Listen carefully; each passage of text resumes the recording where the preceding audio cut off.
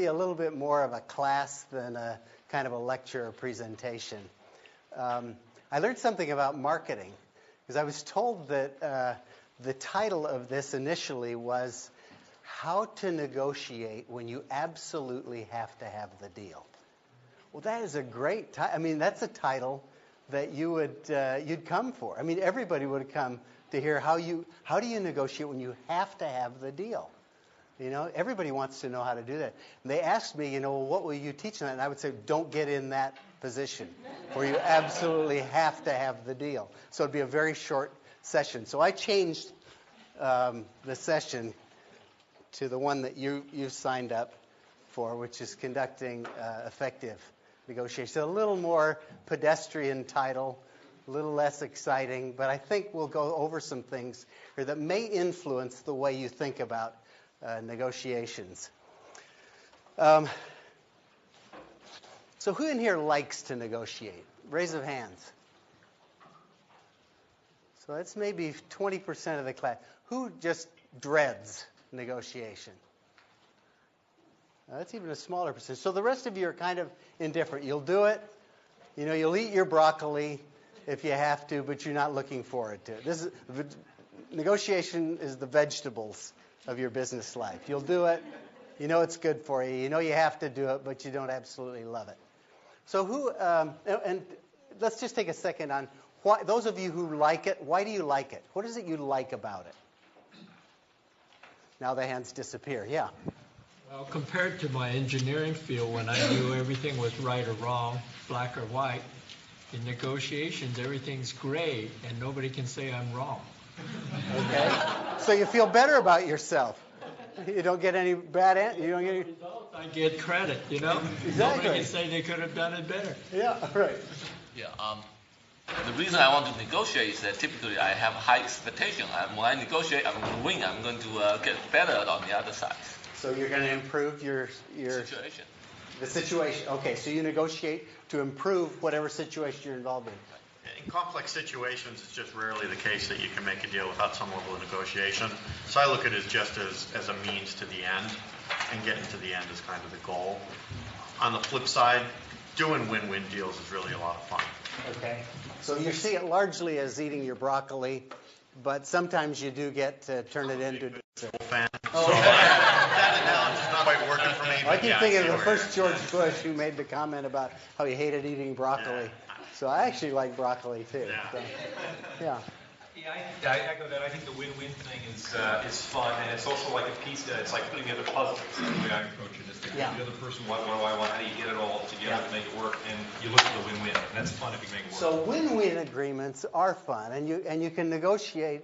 The higher the percentage of deals you can get that are win-win, the more you like it. So other. I think it's a unique opportunity for creativity in business. It's one of the most creative aspects of business. It does allow you to fashion solutions according to usually different kinds of facts, different fact situations. So you get to express some creativity. Other things, yeah. Do we have building relationship also with the other person? Yeah, building. You understand better what they want, where they want to go, and you can disclose also more about it. And I'll bet you those of you who said you didn't like negotiations saw it as a way of destroying relationships, of stressing out relationships. So a lot of it depends on what are you doing to relationships as you negotiate with other parties. How about those of you who didn't like? Let's get some more things you don't like about negotiating. For those who just say, man, I could do without this. What do you not like? Yeah.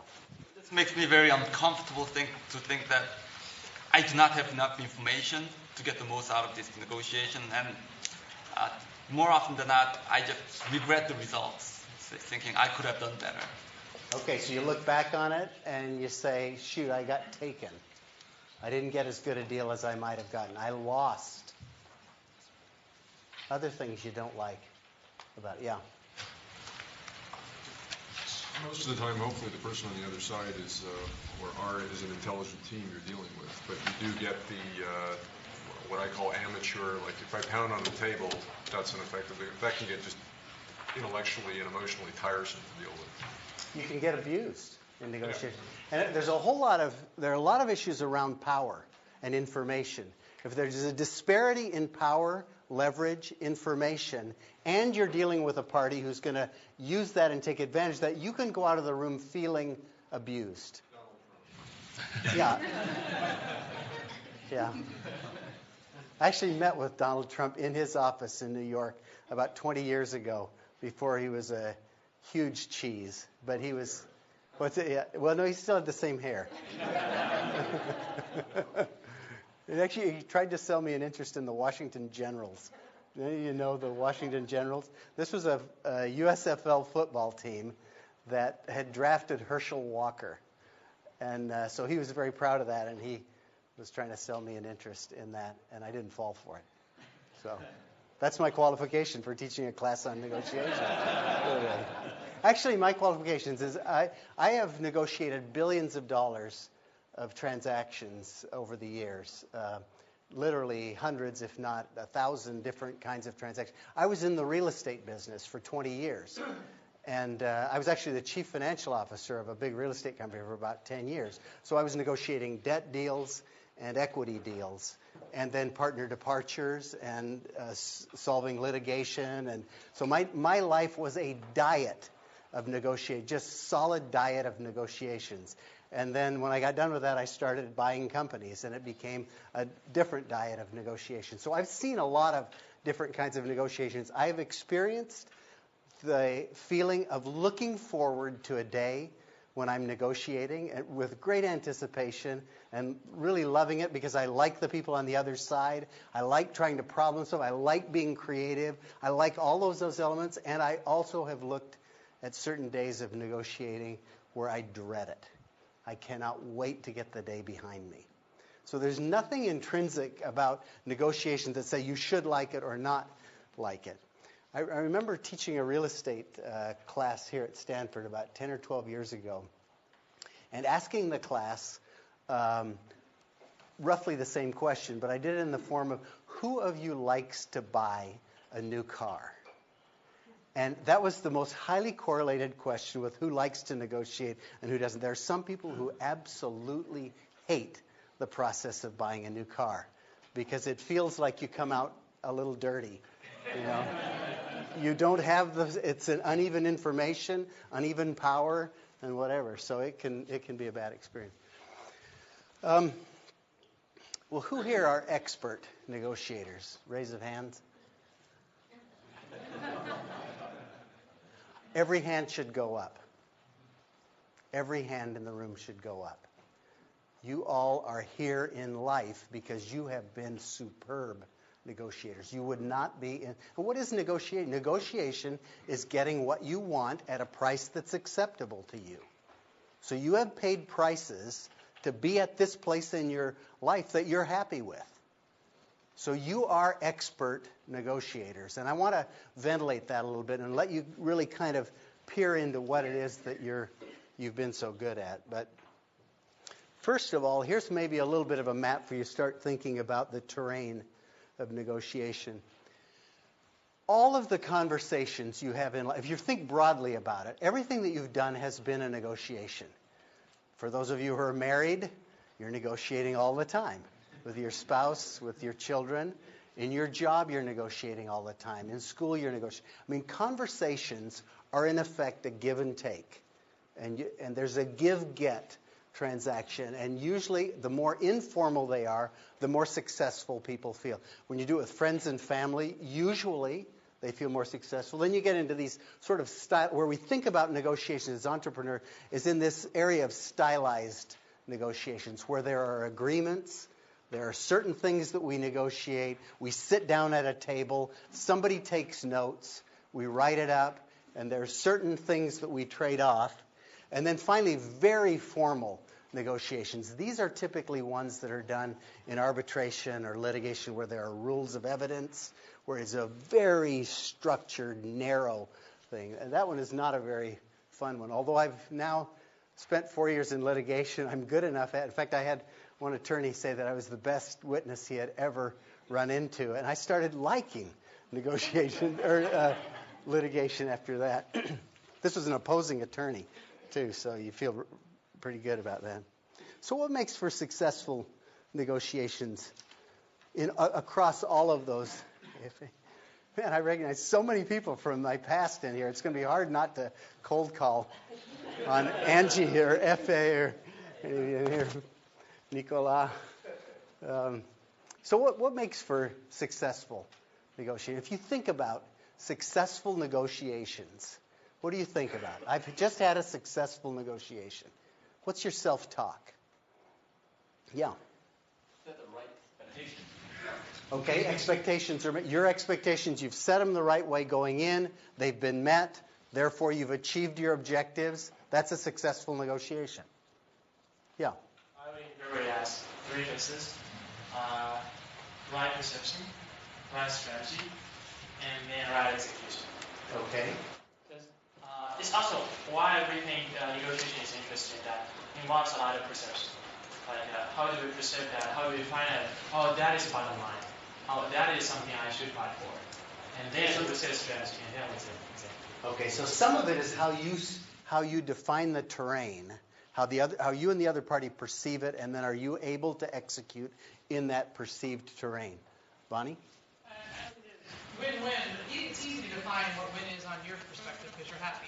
But I see win on the other side is that the residual effect after they walked out the room, and as time goes on, that they're not upset and don't try to undermine the negotiate whatever the result was. So they were happy too. Okay, so you all are thinking more broadly than a lot of business people think about negotiation. I mean, these are what I would call enlightened comments about negotiation. Here's what most business people are negotiating. This is the essence of most business agreements, these 5 things. So they're focused on getting the best price, getting the most attractive terms, making sure that whatever time frames for execution or deliverables, whatever are acceptable, making sure the warranties are in place, and then if things go wrong, they've got remedies. They may be legal remedies, they may be economic remedies, they're probably a combination of both. So most business negotiation, which is in this stylized category in the middle, is so focused on me getting what I want in these 5 areas. And people don't think more broadly than that. If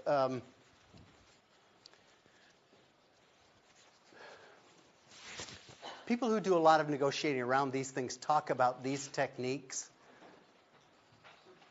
has anybody not run into these before as sort of things that are taught in negotiation class? Are any of these new to any of you? Surprising? The bathroom one is a commonly used technique. Feed the person a lot of water and a lot of food, and then just keep talking. Keep the pressure on. So using the bathroom breaks is a powerful, if you're using techniques, and what do I mean by plane? They've got a plane to catch. Their schedule, exactly. They've got to catch a plane, and so you just carry on the negotiation. You speak slowly. You make things drag out. You disagree at the last minute, just as they're running for their plane. Say, oh, you do the Columbo thing. Oh, one more thing. Have any of you been subject to any of these? What does it feel like? Well, you have to assess whether it's almost incompetence or is it actual bad faith. And that can be difficult, and it's annoying to have to even have that. Either case, how do you feel? If you're dealing with an incompetent party or a bad actor, it's wasting your time either way. It makes you angry. Yeah. Right? Very few people don't recognize these. If you're on the other side of the table, it's not like, oh my gosh, what is happening? I don't know. I don't understand. This is sure working on me. Most of the time you perceive immediately these techniques. And you resent them, or you're angry about them. So in terms of techniques that people teach, I think these are anti-successful agreement techniques. You may get a deal done, but you're unlikely to get a deal that is lasting, enduring, flexible, where you build relationships, where you create solutions. But these are used all the time, mostly by investment bankers. I'm just kidding. Sorry, I know. Wait, could you turn the tape off up there? Yeah. Another technique which I've run into quite a lot dealing with competitors, which is during a set of complex, long negotiations, maybe over the course of months, you discover that in the course of the supposedly good faith negotiation, the competitor, for example, has been actually promoting something completely different or talking to somebody else, and the explanation you get when you protest is, "I'm very sorry, we had no idea that was going on." Yeah, the protestation of innocence. Deny, right? Yeah, or just innocent. I had no idea, or oh my gosh. Yeah, yeah. Which puts you on your heels, puts you at a disadvantage. Maybe there are others. Anybody in here experience other obvious techniques that are being used to gain power? Yeah, John? We were locked in a room once. Yeah. I mean, it was kind of amateur. It was back in the early days in Eastern Europe, and we just climbed out the window. I bet there are a lot of interesting stories. There was another one. Yeah. Language. If there's a duality in terms of I've experienced having had a negotiation in China where I was sitting across the table from a gentleman who spoke, or at least didn't claim to have spoken any English. Yeah. And so I had a translator, fortunately, and so that was one that kind of was an interesting barrier because I was pretty sure that he understood English, and for a variety of reasons. And smoke was also another one. Yeah. He's an avid smoker, and I can't stand smoke. And I tried my hardest to make sure that he didn't know that, because that certainly affected kind of the way, how much time we wanted to spend in this 4x8 room. Yeah. It was very interesting. So making things physically uncomfortable or getting a leg up through language. There's another way that I see language used, and that is abusive language. People that start dropping F-bombs or shouting, cursing at you, whatever, they believe they get a leg up. And in some ways, most of us kind of react. We go a little bit on our heels when somebody starts cursing at us or they raise their voice or something. I mean, as tough as you may be, if somebody starts doing that, there's something in the inner child of all of us that recoils a little bit and is back on our heels a little. Now, it can cause you to come back in like manner. It can cause you to get to that level yourself, which may or may not be a good thing. Comment? So I had actually the opposite happen to me once, where we were having issues and then we couldn't come to an agreement, and then they came back and they were actually, they couldn't do more than what they were saying. I mean, they gave me everything, so they were treating me with kindness, and then they went coming back and changed it again. So it was the opposite of using the abusive language. So it's kind of the limp leg, yes. and where people use different techniques to deceive. Andy? So Joel, I have a feeling you're going to tell us ways to actually do this that aren't these ways, but let's use these guys' examples where you actually are faced with people like this on the other side of the table. And how do you actually take control or sort of set it on a positive tone, especially if you're in a situation where you're sort of feeling like, this is the company I really want to buy, or this is the job that I really want to get. Yeah. And you don't really have as many options, but these people are actually coming at you with these techniques. Yeah. What would you advise us to do? Well, let's have the group. I'll give you the way I react to it, but anybody in the group, somebody is using one or more of these on you. Yeah. Just call them on it. So calling them on it is one really effective thing. I've actually done this in a litigation where the opposing attorney was deposing me, and he stood up and got right in my face and started to shout at me and say, "Why did you do such and such?" And it really is off-putting. And all it shows in the transcript is, "Why did you do such and such?" That's all it shows. That's all it shows. And if you answer the way you're feeling when somebody gets in your face and shouts at you in an accusatory way, you say, "Well, you son of a gun, I'll tell you the reason." And you'll do it in a way that isn't effective.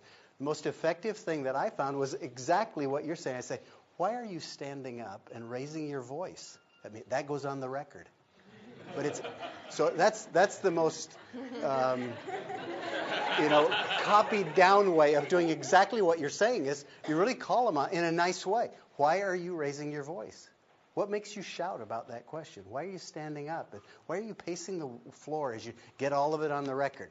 Now, you don't need to get it on the record in a normal negotiation, but calling them on it is one thing. What's another way that you could deal with that? I started asking questions. That's where I start to. Questions are very effective. Just asking, just posing questions. That's always a very inoffensive way of taking the volume level down, getting information, cooling people off. Another way.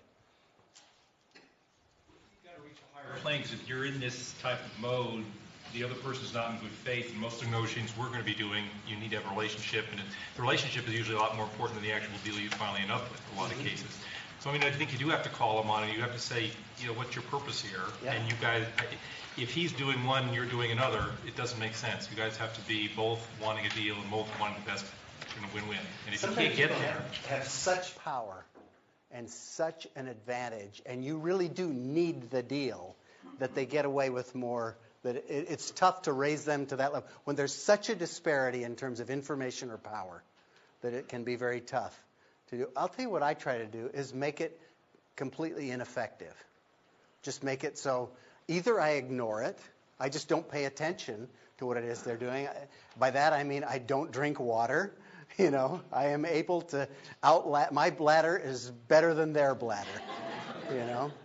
Or I will plan my trip with an extra night of hotel room, and I'll have an extra flight out the next day, so that I'm not anxious about. I'll let them know I'm leaving at 5 o'clock tonight. Oftentimes they'll push the thing up, and I just don't sweat it. We stay, and then pretty soon, to me, it becomes a question of, well, let's keep staying here. Let's keep working. I've missed my plane. Let's work. It's 11 at night. No problem. I can keep working. Well, you kind of make it so that the game that they've set up hurts them. So they really pay the price for whatever game they set. So make it ineffective. So these techniques really can sometimes work marginally in the short run on some people, but they're not really very powerful long-term techniques. Now, if you look at textbook discussions of negotiation, you run into these terms. And I'm not going to talk about I want to talk really today about very practical, real-world situations. But this is the terminology. So I know some of you are going to take classes or have taken classes in negotiation. These will not be unfamiliar terms to you in the lexicon of negotiation. So here are some practical keys to successful negotiation. And these will look just so simple-minded, which is, in fact, what most really practical things are, born of experience. But the first thing is negotiate with the right party. I'm going to tell you a half a dozen stories here before we wrap up, where you'll see how I learned these particular lessons, I think. But get with the right party. You would be amazed at how many negotiations go on with the wrong party, with the unempowered lieutenant, with somebody who really is not the decision maker or whatever. So figure out who the right party is, and are you talking with the right party? Secondly is become a trusted negotiator. And I put here that's a function of CCP, and my students will recognize this as a function of character, competence, and power. For somebody to be trusted, they have to be high character, they have to be competent, and they have to be empowered to make a decision. So you want the right party for you to negotiate with is somebody you can trust. The right party for them is that you must be also trusted. So if you want to enter high-quality negotiations, getting high levels of trust based on character, competence, and empowerment are really important things to assess. Then know your own BATNA. What's a BATNA? In unison? Best alternative to a negotiated agreement. Okay, this is a term that was developed by Fisher and Urey in 1981 out of the Harvard negotiation study, which they really found that if people could go into a negotiation with an idea of what is their best alternative to this negotiation working out successfully, they came out with better end results. You go in with far more confidence. I've taken it to another level. What I go into negotiations now is I figure out, I don't know it for sure, but I try to assess what is the other party's BATNA. So I really think hard about what is it they want to achieve and what are their options, because that really helps you kind of assess the whole thing. And you're not just thinking my agenda, my agenda, my agenda. Here's what I want. Price, term, remedies, warranty. This is what I need. And so many negotiators are going in with their own agenda. Well, go in and think about what is the lay of the land for the other party, and that helps. We'll talk a little bit later about Fisher and Urey's map, but I think there are 3 or 4 suggestions that they make that are kind of their broad map that are really very helpful. Discern the difference between battles and wars, what we used to call the elephant ant. Some people don't know the elephants from the ants. Have you ever negotiated with somebody for whom every deal point is something that they have to win? Everything is competitive. Everything that's brought up, they have to win every deal point. I'm here to submit to you that that's a really dumb way to negotiate. That this is a give and take. If you're going to try to develop relationships the way Nicola said, or if you're going to try to come out with creative solutions or whatever, you really don't want this, I have to win every deal point thing. So know where the elephants are and where the ants are. Be willing to lose some battles to win the war. Yeah, Marcello? Isn't that what points are out there in the first place? So wouldn't it be to my advantage just to put points there that I know I don't feel so strongly about? Yeah. Wouldn't the other party be doing the same thing? They should be.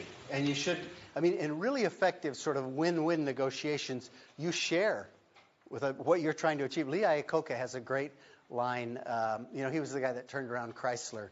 And he said, when I want to achieve something, I tell the other party exactly what it is I'm trying to achieve and what price I'm willing to pay to achieve it. And that's really kind of the starting point where it's sharing information. So there's a lot more sharing of information in that kind of a model of negotiation. It's not always something you can do. And then getting back to these techniques, I would say don't worry too much about techniques. You have to be aware of them. You have to be, and it tells you something. If somebody's using, I always think when somebody's shouting at me or walking out of the room or throwing things, there's information in that. It's like I had a partner one time in the real estate business who looked at a joint venture document that was this thick, and he looked at it and he picked it up and he says, in any document that's that thick, there's something in it for me. And in a way, anybody who's throwing things and screaming and shouting and slamming doors or locking you in rooms or anything like that, there's something in that for you. You can get the high moral ground. You can at least get information. So don't worry too much about them, but be aware of them. And then really understand what the other party, this is kind of back to the figuring the other person's pattern, but the more you can understand their values, and I'll tell you stories in a minute that illustrate each of these, but the more you can understand really what it is that drives them, what's important to them, the more likely you are to craft a solution to things that satisfies what it is that's important to them. So, here, you've all seen this before. Just to pause on it for a second, those of you who dread negotiations probably have experienced some of this win-lose experience. Those of you who said you really enjoyed them have probably experienced more of the left-hand column. Okay, so here's 7 situations that have sort of illustrated these points for me. And I only tell you these not because I've had some unique negotiating experience, but because you may recognize in some of these things your own experience. You may be able to tie it into your own experience and internalize it in your own way so that it really does belong to you. The first one, I taught a negotiation session in the real estate course here at Stanford a number of years ago. And I had a version 1 and version 2 of this. In version 1, the instructions were, I want you all to have fun. So this was the 3-party negotiation. There was a buyer, there were 2 or 3 properties, a buyer, a seller, and a lender. And they had to come up with a tripartite agreement. And so everybody went off in these negotiating teams and made deals. The instructions were have fun, be creative, learn everything you can about real estate and everything, and then just report back on your experiences. Well, here's what happened. There were reasonable deals made. They were made quickly. They were relatively easy to understand and document. And there was a lot of camaraderie. People came out of it saying, man, this was a fun exercise. We like each other. Aren't Stanford MBAs cool? Well, I just really love my classmates. So that was kind of the outcome. So that was negotiation 1.0. So then we changed the instructions. Okay, the objective is to win. You're going into this negotiation. The idea is you want to win. Your grade's going to be influenced by it, and the results are going to be published in rank order, and you need to make a report on how you feel about it. What would you guess the change in results was? Yeah, fewer deals were made. They were made more slowly. A lot more time was expended. I mean, tons more time. People said this negotiation exercise took longer and was tougher than anything they had done at Stanford. People were frustrated, and they hated their classmates. They said, I will never do business with these turkeys again. I had no idea these people were such jerks. And so it fundamentally changed it by the mindset, and I set up the mindset. It was my fault. But the economic outcomes weren't any better. They were fewer, as somebody pointed out. A lot more complex deals. A lot of them were unworkable, undocumentable, unenforceable, and the interpersonal relationships were strained. So you can see by having this mindset of we've got to win, and it's a zero sum, and it was defined. There's so few things in most business negotiations. There was so little data that was price, terms, time frames, warranties, and remedies were about the only thing people could work with. Well, they went in and just pummeled each other, just beat each other to bloody pulps. So that's the first story. And I'll let you draw your own conclusions from these. The second one is when I was first starting in business, I had a deal that I was working on in Osca, or they say Osca, Spain. Did I do that right? Any of the Spanish speakers? Osca. And we were going into a bank there to borrow money. And we walked in, and it was clear within a few minutes that they really weren't quite expecting us there. So they ushered us into this office with a guy that said, oh, well, and so he sat down to listen to us. And as we were sitting there negotiating over financing this office building, two guys in white coats came in, and they took the painting off the wall. Then a few minutes later, they came back in and took the credenza. And then they unplugged the phone and walked out with the phone. Pretty soon they came in and took the desk, put it on a dolly, and went out with it. We're sitting there in these chairs talking, and all of the furniture's been moved out. Well, it turns out this guy was not really the person who had anything to do with loan. He was just a courtesy party who said, well, these guys are here. They're from the United States. Make them feel good.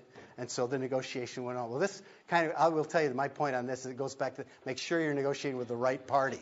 We had absolutely the wrong. This guy could not have made any deal with us whatsoever, but we didn't check it out. So we sat there talking across an empty office about a deal that was never going to happen. Well, that's an extreme example of something that we all do a lot of times. We end up negotiating with parties without power, without the ability to make a decision. So you really want to think that through. The third one was also early on in my career. I was a chief financial officer in my late 20s of a big company. And I was supposed to make a joint venture with a life insurance company. And so I'd studied all the joint ventures that had been. I'd figured out what I wanted on this deal and what a win-win. I was steeped in all these things. And so I sat down with the very senior 50-ish life insurance executive, and we started to go through the deal points. And there were 8 or 10 of them. And after I'd been said, no, we're not going to do that, and about the 8th deal point, I rose him on the 9th deal point and said, we really need to have this one. You've said no on 8 of them. And he said, Joel, sit down, just take notes. Your job here is just to take notes. We're not negotiating anything. Just take notes. We're the life company. We've got all the money. You're just the developer. Take notes. And so it was clear to me that what that negotiation was about. That negotiation was not going to be won in that series of discussions. But I was really going to just document it in a way that we had a chance to do our business, and we had options in the future. So that wasn't the only option that I had. Limited partners. I recall early on thinking that I wanted to develop a brand. I wanted to be seen as a certain kind of negotiator. And part of my brand was going to be that I would calculate exactly what a deal was worth, and then I wouldn't budge on the price. I wanted to be known as somebody who knew the value of what it was I was offering. And so if I said, this is $1 million investment, I didn't want to settle for $950,000. I really wanted to say it's $1 million. And I guess if you want to trade 2 nickels for a dime, I'll do that. But I'm not going to trade a dime for 1 nickel. So I really wanted that to be my brand because I realized I was going to be in this business a long time and do hundreds of deals. So in negotiating with these limited partners, I became very stiff on this. And it was only when I got options, and what happened to me in one case was a guy said, well, I'm not going to do the deal. I need to do the deal at $950,000, not $1 million. I went out that night and called another limited partner investor group and said, I'll tell you what, if you'll do this deal at $1 million, I can document the deal tonight, and I can give you all these other things, but I need the agreement tonight. So when the guy called up the next day to resume negotiations, I could say, I'm sorry, I've already done that deal. So I was able to establish that I don't move on price. And it worked for a while until the guy and I became really good friends. We ended up doing 300 deals together over a 20-year lifespan, so a lot of transactions. About 50 deals or so into it, he said, Joel, says, I just got to tell you, I like to negotiate price. I don't feel good unless I can negotiate price. So if you want it to be $1 million, tell me it's $1.05 million. Just tell me it's $1.05 million. I'll come back with $1 million, and then we'll both feel good. And so we negotiated that. The last 250 deals we did, I would go in about 5 or 8% higher than what I would accept. He would knock it down. He'd feel good, and I'd feel good. So you kind of going in and having sort of a reasonable, what I'm calling ROR, or rules of the road. If you're going to have serial negotiations with somebody, develop rules of the road. Senior partner departure. This is a situation, there was a $1 billion transaction. So it was a big deal. And this was 15 or 20 years ago. So it was a very significant transaction. And the partner came to me and said, I want to, let's agree, going into this negotiation, let's agree on values. Let's agree what these properties are worth, and then we'll make the trade. And on this particular case, I thought, the biggest mistake we could make would be to agree on the values. Let's disagree on the values. So you set up whatever, the properties better than I do. You value them however you wish, and then I'll select. And the very fact that we didn't agree on values allowed me to select deals where I thought I was getting more than my fair share. He then was able, because he set values, he was fine with the deal, because he'd represented what the values were. And it was just applying the percentage to the values he'd set. So we were able to get a transaction done. My departure. So I left the Crow organization with the reputation of being a conciliator, with the reputation of being reasonable, with the reputation of being a win-win deal. I'd settled all the litigation that Crow had had for 20 years, departing partners. I was seen as somebody who was litigation averse. And because that had become my brand, my negotiating brand, when it came to that, they filed litigation against me, realizing that he'll never fight. This guy's such a pussy, such a conciliator, he's such a giver, and he'll make everything. But that I really had no place to go. I had set myself up with my brand. So I want you to think very carefully about the brand you want to have. The last story is one that I think you'll remember. So what happened? We ended up in 4 years of litigation. So I now have a new brand. I'm now known as the Ferret. No, it's interesting because I think what my brand has become is I am somebody who is very reasonable, who will do win-win negotiations. But if you get to the point where you cross me and my principles, or if you do something that I really think is completely unfair, that I become very stiff. So you don't want to get into litigation with me, but you don't need to. So that's a better brand than the brand I had before, which was the guy will never sue. He will never get into litigation. So you really want to think carefully, because that brand, and part of my message here is that there are no episodic negotiations. You may think it's an episode. You may think you're going in and having a one-off deal with somebody. That person talks to somebody else who talks to somebody else who talks to somebody else. And pretty soon everything is, we live in a very connected world. So think carefully. If you're doing a lot of negotiation for a living, think very carefully about the brand you want to have. Now, I apologize to my students, former students, for this next one because several of you have seen this. But I had a negotiation with my daughter over this last topic.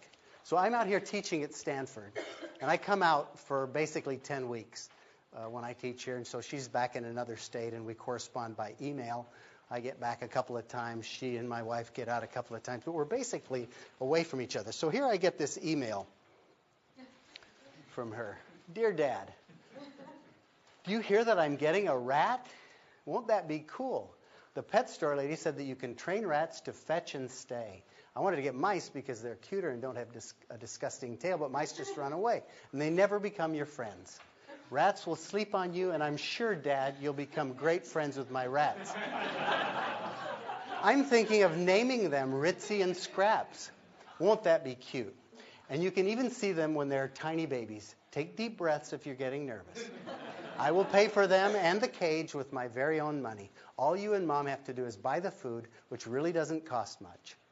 I've already done everything else. I think I'm ready. It's okay. I can take care of them. I've proven I can take care of animals. I even sweep up the cat's barf. I can handle it. So you can trust me to take care of Ritzy and Scraps. They already have names. I hope you're doing well at Stanford. Isn't this warm and fuzzy? I'm doing well here. Same normal things. Practicing soccer, whining to Mom about getting rats. Just so you know, she already said yes. Is this a negotiator? This is an 11-year-old kid. I mean, so some of this stuff, when I ask who are the expert negotiators, I promise you we are born knowing something about negotiations. Just so you know, I'm sure she's sick of the same conversations. Can I get a rat, Mom? Please, I'll do my practicing. That's my secret in life. Promise to do my practicing. Love Elise. So here's this. This is the initial volley. This is the negotiating position. She's kind of laid out her negotiating position. So you're sitting out here 1,500 miles away thinking, no way. She has crossed a barrier I'm unwilling to cross. So here's my response. And I want you to notice this because this is a real-life negotiation. And I'm going to have you predict how it came out. What's that? Yeah. Good point. Dear Elise, are you nuts? I've been killing rats at the house in Woodside. They are not cute. They're not nice. They're not controllable. They stink. They eat everything. They make little back poops everywhere. And I have to clean up the mess. Just this week, I bought some decon to put out where the rats live. The next day, I found a dead rat near the pool and another one trapped in the garage. Just to be clear about how I feel, I must inform you that we smashed its head into the trouble.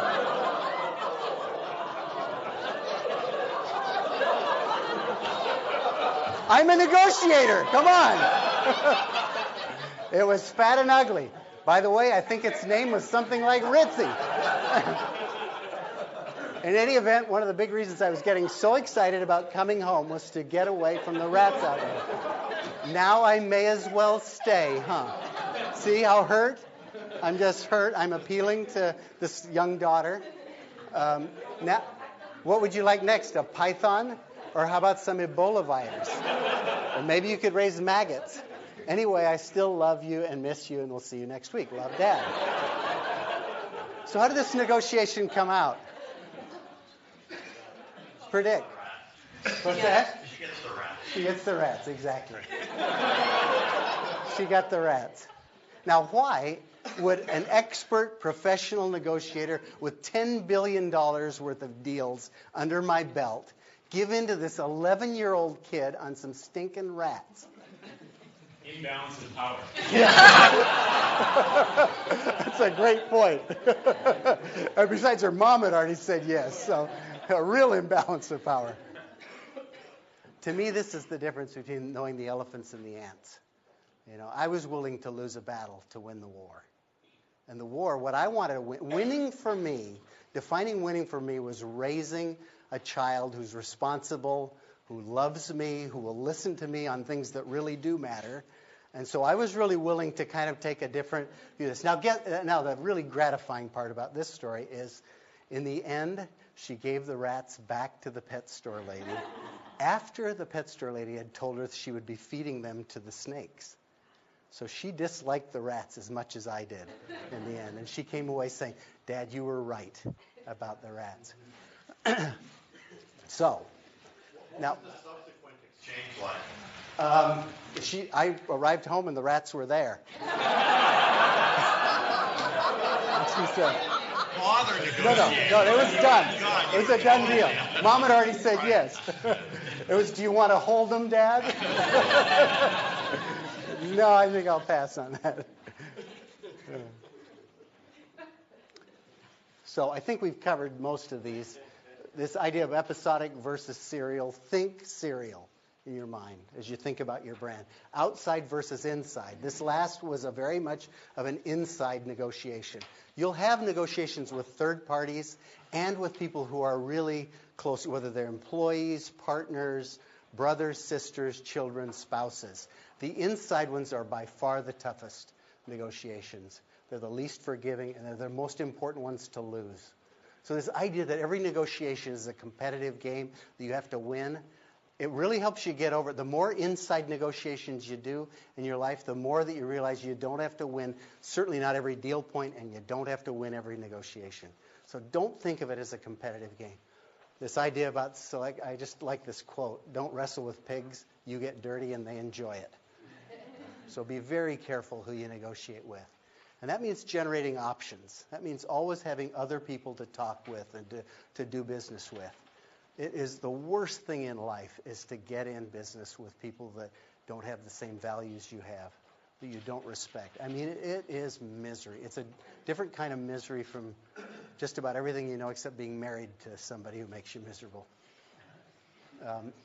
Then this idea of being reputation building. I've given you my examples of that, but here are some alternative reputations you can have. One is I'm tough, I'm unbending, the legal documents govern. I've known a lot of people who are that way, and often they're people who have a lot of money and a lot of attorneys, and they really believe that's the smart way to do business. Guess what happens? In the end, they may not have a lot of money, they may not have the same position of power, and they may not have a friend when things go against them. Live by the sword, die by the sword.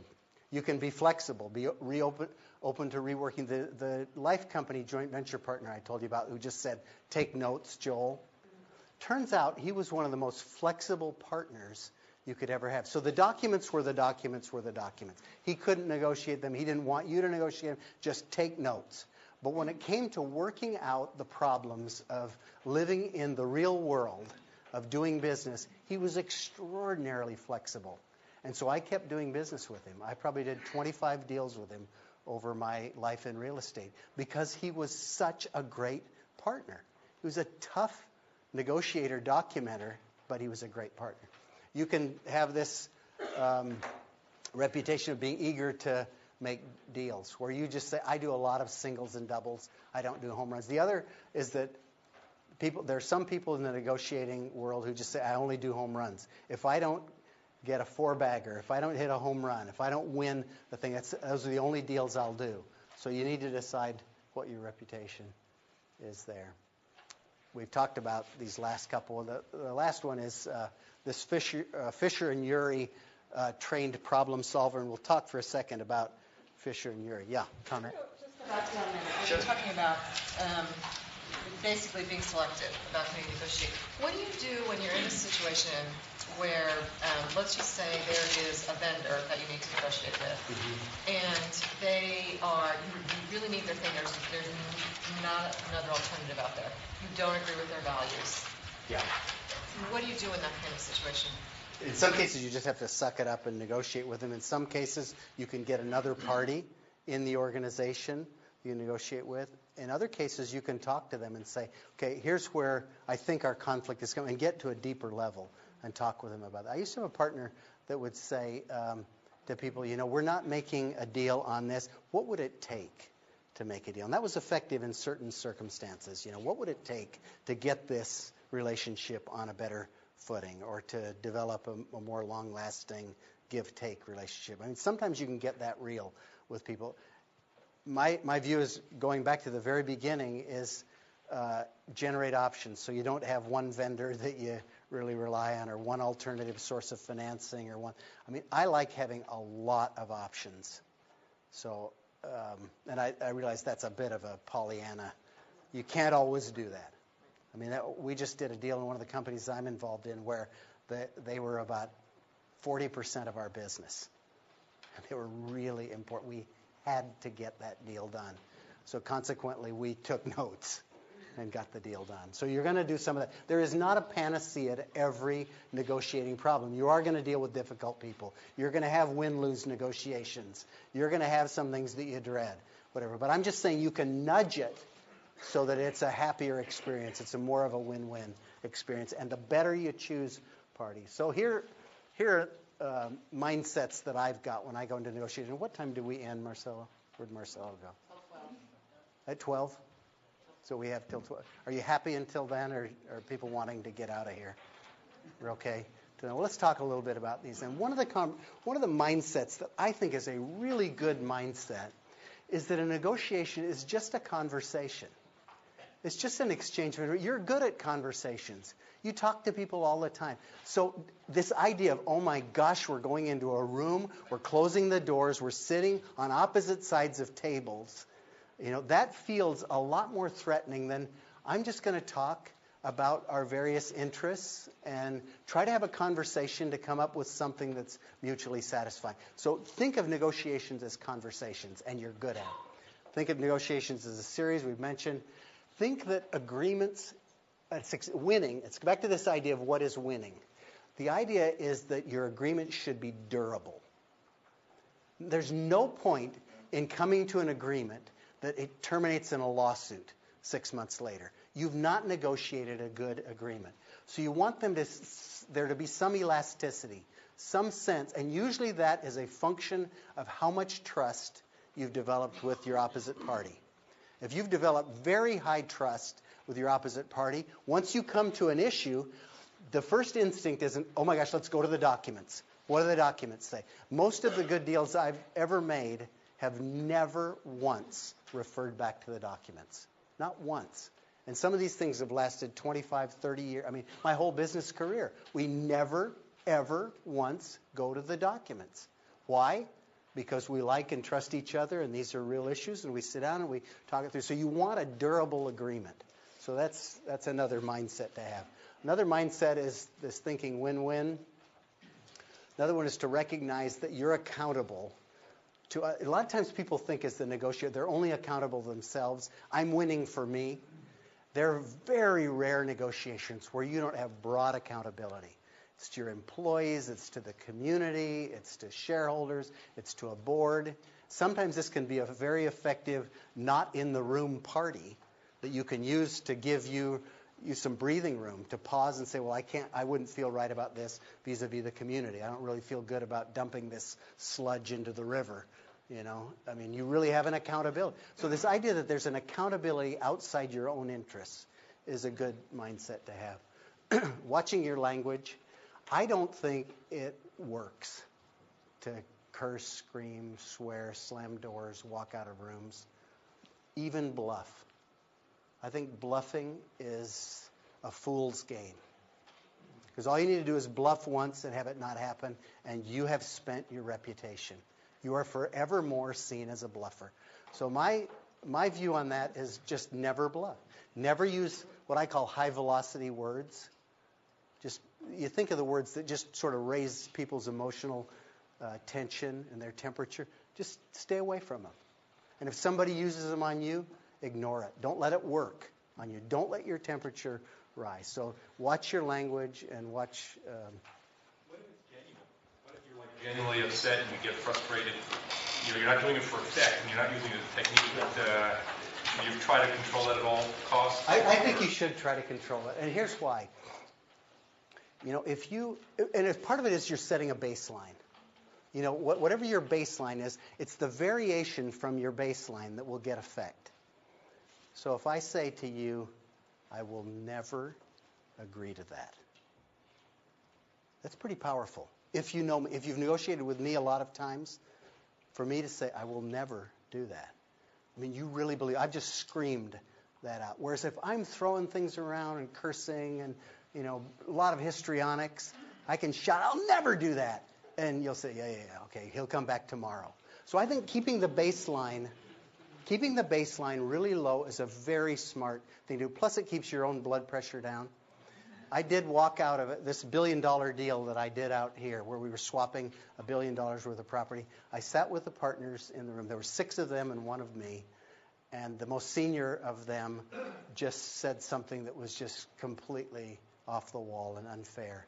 And I just stood up and I said, gentlemen, it's been a pleasure to be your partner all these years. I'm so sad that it has to end this way.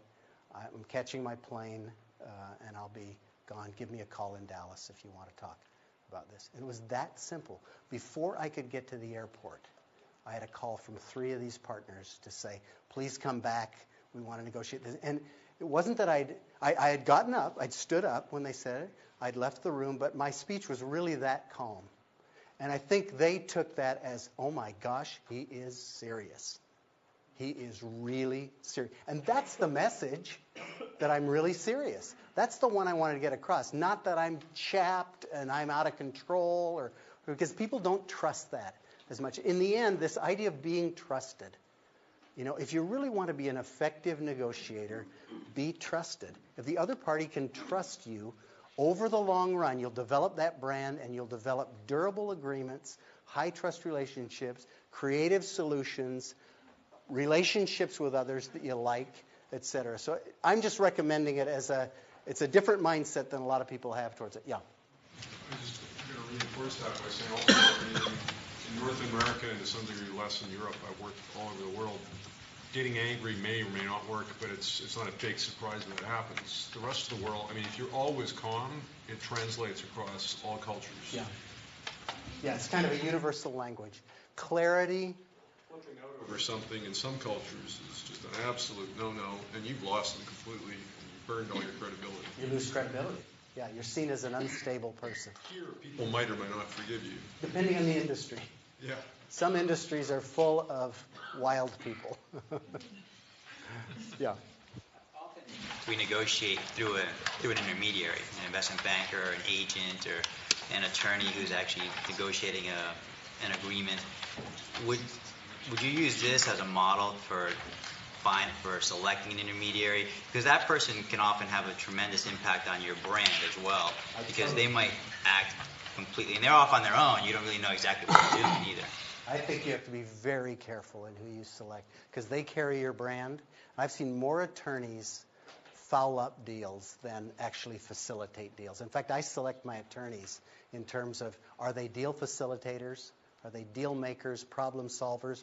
Or are they sort of egomaniacs who have to be right on every deal point, who have to draft the toughest document? A lot of times what you'll do in deals is you'll get attorneys fighting. And the attorneys will fight, and it'll destroy the deal and the relationship.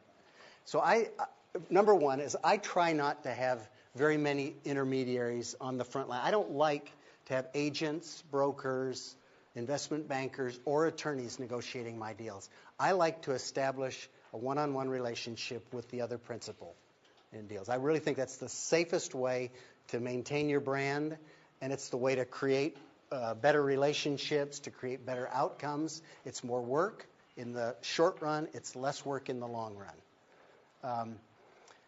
I think there is a reason that people use these intermediaries, and I think they can be valuable, and I think it's always smart to have somebody outside the room, because negotiations are these real-time things where you're exchanging things back and forth, and you can make mistakes. And it really helps to have somebody, whether it's a board, a partner, an attorney, or whatever, who can come in, refine, correct, smooth over. So I like to use them in all those things. And a lot of times I'll say, I need to run this by my partners, or this makes sense to me, but let me check with the attorney or tax counsel or my accountant on this. So, I like to have a little bit of a backdoor. And so I use them that way, but I never put them and say, my attorney will negotiate with your attorney and make a deal. I think it's very dangerous. It's not to say it doesn't work. Yeah, but I had a question regarding this idea of just not really going above or below this kind of median. And as someone, I'm very emotive. That's who I am. And what I'm hearing is, poker face, try not to get hooked into these things, try not to be emotional, which to me is really like if you said the best way to negotiate is if you're 6 foot tall and I'm 5 feet tall. Yeah. So that to me it's like, okay, that I agree, I can see how that would be effective. But you're just not 6 feet tall. Yeah, I'm not 6 feet tall. So how do I? And I think you start out by being yourself. Authenticity is something that will be measured by the opposing party, which will go back to trust a lot. I'm just saying that that you can modulate. You can keep the swings from being so wild, and that will help you. It won't make you 6 feet tall, but it may make you 5'2". So it's okay to go up and down. I think you need to be yourself. I'm demonstrative too. I speak with my hands. I wander around. I get excited about ideas. It's who I am. So I am that. But I just say there are certain things, there are certain thresholds that I don't want to cross because I spend a lot. If I cross those thresholds, I've spent something that doesn't return to me what it's worth. So if you're all over the map and around like that, you just need to realize you're spending something that's pretty valuable. And you don't have any place to go. Once you've cranked the volume up all the way, there's no place to go. So leave yourself a place to go. And I think moderating that. And the final one is be likable. And I know this is, you didn't come to Stanford to hear be likable. But when I went through litigation, I remember talking with, I think it was opposing counsel, after it was all over again. And he said something like, I wanted to hate you. I really wanted to be as angry at you as the plaintiff was. He said, but I couldn't help but kind of liking you. And he said, and it influenced. He said, I didn't want it to influence me. I'm a professional, and I did my job, but it still had an impact. So I talked to my attorney about it, and he says, I've had the same experience where I've gone, and he'd deposed Ivan Boesky. You go down the list, people. He'd been through a whole bunch of them, and he said, certain of them were really likable scoundrels, and it made a difference. And others, you just wanted to fry. And so this idea, there is something in all, even the most jaded, professionally trained litigator who does gladiating for a life, says it makes a difference if you like the other party. So I think there is almost no upside in being a jerk, in being a turkey. I just don't think it gets you anywhere. Well, we're about out of time. Let's just see if we've got any more of these. We've talked about agents, being a principal. We've talked about lawyers as memorializers or agents. Disputes. This is in the far end, the formal end of negotiation, whether you mediate, arbitrate, or litigate. I guess my advice on that is they're all kind of bad outcomes, and you really want durable, flexible agreements and trust relationships. If you have to get to these, litigation and arbitration are not that different in terms of arbitration may be a little shorter and a little less expensive, but you're still presenting information under rules of evidence, typically to a special master or a rented judge or something. So it's a very much the same kind of thing. Mediation, that negotiation is a split the baby negotiation. So if you're right, you're going to lose half. So I think you just want to be, so this is again in this very stylized, formalized way. The rules of those negotiations very much narrow your outcomes. So just to be aware. Implementing the agreement, fleshing out hidden agenda items, outbursts of material. We've kind of talked about all of those, I think. So Fisher and Urey. Has everybody in here read, how many of you read Getting to Yes? Only a few of you. It may be so old that people don't read it anymore. It's still the classic book on negotiation. I would recommend it to all of you who want to become a better negotiator. Written in 1981 by Fisher and Urey, two Harvard lawyers. And they talk about their negotiation in the SALT talks and a lot of data on really sort of what works and what doesn't. They wrote another book called Getting Past No, So getting to yes is the first one. Getting past no is the second one. I actually think the second one, though much less read. In fact, is there anybody in here that's read Getting Past? Okay, great. Not very many people have read it. It's actually, I think, even a better, more insightful book if you've done a lot of negotiating. Those are two really sort of good, practical, academic texts that give you a good map. And I can usually tell when I'm negotiating with somebody who has studied Urey and Fisher. It's a different kind of a negotiation. It's actually quite pleasant. So here's if you don't want to read it, here's the Reader's Digest version. I'm saving you time. You thought you were wasting an hour with me? I'm going to save you a couple hours. Basically, the idea is separate so here are the four fundamentals. Separate the people from the problem, which a lot of people don't do. They merge them. The problem's thorny, therefore I don't like the people. The people who have this issue that is brought before me, because I don't like the issue or it's putting me in an awkward position, I also don't like those people. So there's a lot of confusion. So they say separate those two, then focus on interests, not position. In other words, what would you like to see happen? Not what position are you going to take or is the other party going to take? Because positions are not necessarily related to what are really in your interest. People express positions that may not be the actual endpoint that reflects their interest. Then invent options together for mutual gain, where you think outside the box, you invent options, and then insist, if you can, this is the hardest one for me, is figuring out objective criteria. What would be a winning deal? What would work?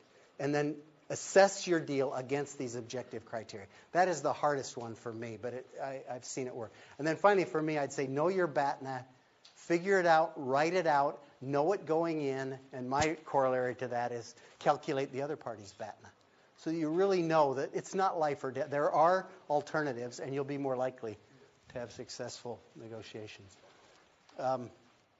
Now, I'm going to show you these are again, more Fisher and Urey things, but if you'll this is how they deal with some of these, dealing with problems and framing things. So I'm going to flash this slide up and one other slide up, and then have you think about what else this relates to. Discuss each other. Don't blame the opponent. See the opponent's intentions. See the situation, from their perspective. Give them a stake in the outcome. Don't react to provocation. Step away. Don't respond reflexively. Be an active listener. Agree when you can. I used to have a friend that I negotiated with, a guy that became a friend that I negotiated with, who would start out every negotiation with all of the things we agreed on. So that you'd go through 10 items. You'd say, okay, we agree on this, we agree on this. And you got in this reflexive habit of just agreeing. Okay, I agree to that. That works. I agree to that. That works. Okay, that's good. And you'd get down to then number 11 and 12 and 13, which were the tough ones. So these are things that Urey and Fisher discussed. Now, I guess I'll just tell you because we were out of time. My take on this is marriage. This is how I've made a marriage work for 35 years, is basically doing these things. And most of the relationships you're in are subject to negotiation. And if you kind of listen to these best practices, your life will work better, your relationships will work better, and your conversations will be happier, your agreements will be more durable, and most of the time you'll feel like you won. Most of the time you won't feel dirty, like you need to take a shower. And negotiations won't be just eating your broccoli, but will be something that gives you life, lets you express creativity, and build relationships. So I'll hang around here after if any of you want to discuss this or have any questions, but thank you very much.